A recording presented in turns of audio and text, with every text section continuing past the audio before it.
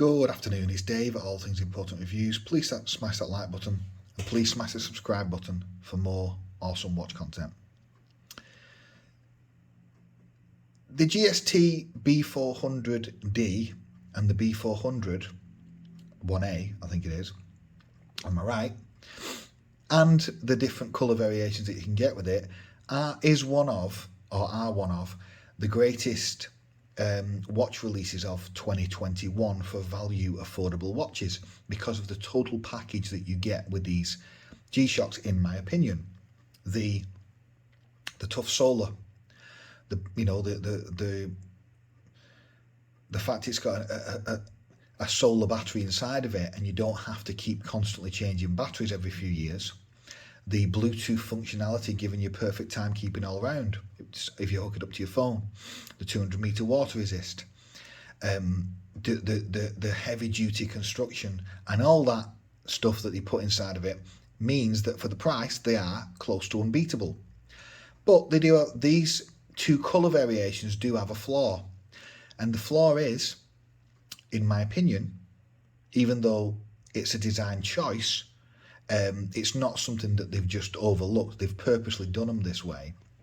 Is that the indices are not particularly visible. Now, on the other colour variations, they are, or on some of them. On the Japanese only release, they have a kind of silvery white indices, which is I would prefer. And furthermore, on the green one that is released in Europe and America, they have got, again, a silvery white indices, so they're much more legible. Now, the reason why, even though I do love these watches, I am probably going to sell them, is because of this year's latest release that's actually released now in Japan, but I'm assuming it's going to be coming in Europe and America shortly also. I don't know when. I think probably later this month or next month they'll come here as well. I'm going to show you in a minute CASIO's website. CASIO are releasing the Gst-B400'. So on this channel you've seen the 100, 200, 300, 400, and you're also going to very shortly see the 500. And the 500, from what I've seen online, is basically a refinement of this model.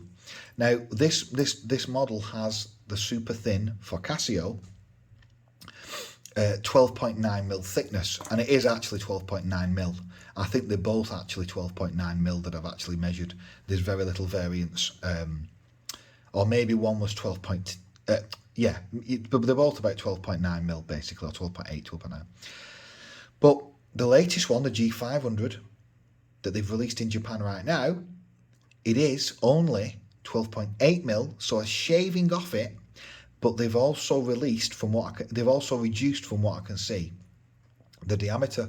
This one is probably about 50mm, something like that, 50.8 or something like that, or 50.1, something like that. They've took it down to about 48.8, something like that. So they've knocked about a millimetre off the diameter. The lug to lug is still super small, like 46.6, and they both are on these models.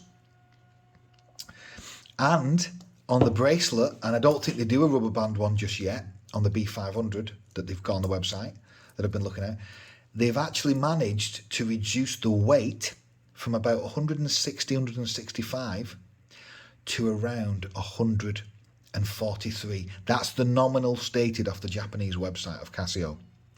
Now, I'm going to show you the website in a second as well. You can have a look at it. That is fantastic because I'll be honest with you, this is not a super light watch. It is let me just put them both on.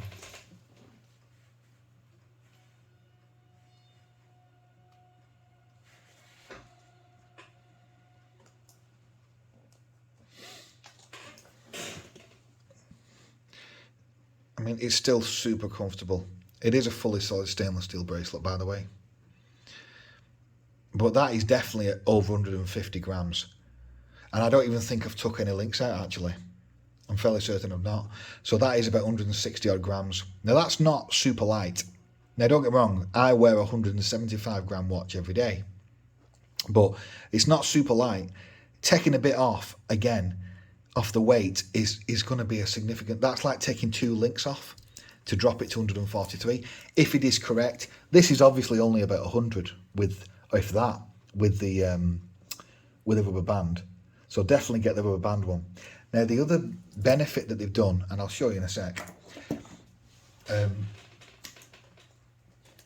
they've given us better colour variations, and on the standard model, on the B500, they've put loomed indices, I believe it is. I think that the outer ring is also going to be loomed, I hope, and they're much more legible on the 1A model. So that's going to be one of the watches to get if you like these G-Shocks, the G-Steels that I like. That's going to be one of the watches to get for this year, in my opinion. I'm going to order one very shortly to get it over here. Probably from Japan, because I don't know when they're going to come out in Europe. Hopefully they will come out this month. I'm not 100% sure. I've not seen any advertisements from CASIO though about that, but hopefully they'll be coming out very shortly. But yeah, I'm going to pick it up and I'm going to sell these ones because it looks very aesthetically similar to the B400 model, but it's kind of a refinement. Well, let's take a look. Let's just go and take a look now. So this is CASIO's international website, and if you can see, the new GST-B500 series is out on CASIO's Japanese website. They're not actually released yet. It's the pre-order. Well, it says pre-order sale, so I'm assuming it is released. It's released in Japan, but not in Europe or America right now. And this is the one to get, the 1A, in my opinion, and the gold one and the green one.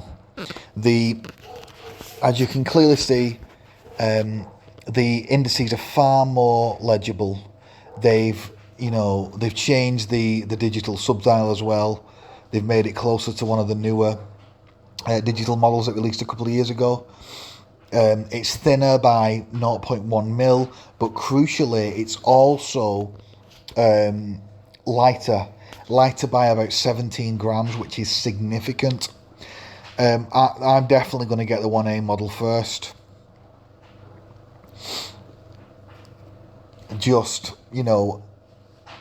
it's got it ticks a lot of boxes. This is going to be one of the best value watches you can get for around 300 quid. I'm not quite sure what the price is going to be in Europe, but I think it's going to be around 300 quid. Which incidentally will be, if they do go with that, will be slightly cheaper than the GST-B400. Look as well, they've changed the connection point for the bracelet.